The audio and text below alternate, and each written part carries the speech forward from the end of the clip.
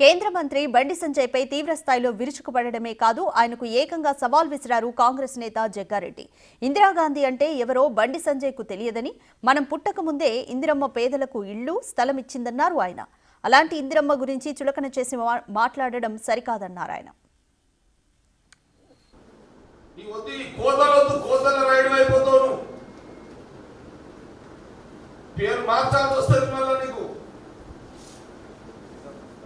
You are ready?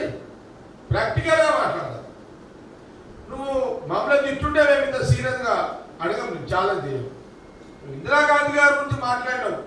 Indiramma ఇల్లుకి పైసలు మేము మోడీ గారు చెప్పి ఇప్పియమని అంటున్నాను. దానికి నేను ఛాలెంజ్ చేస్తున్నా, కాంగ్రెస్ పార్టీ పక్షాన్ని ఛాలెంజ్ చేస్తున్నా బండి సంజయ్ గారికి. బండి సంజయ్ గారు బీజేపీ నాయకులారా, మీ నాయకులకు ఈ దేశంలో ఈ చరిత్ర ఉంది, మోడీ గారికి ఈ చరిత్ర ఉంది, అమిత్ షా గారికి ఈ చరిత్ర ఉంది, ఇంకోరికి ఈ యొక్క త్యాగాల చరిత్ర ఉంది అని కేంద్రంలో బీజేపీ నాయకులకు ఒక్కరికైనా మీరు చెప్పగలరా? ఛాలెంజ్ చేయగలుగుతారా? కాంగ్రెస్ పార్టీ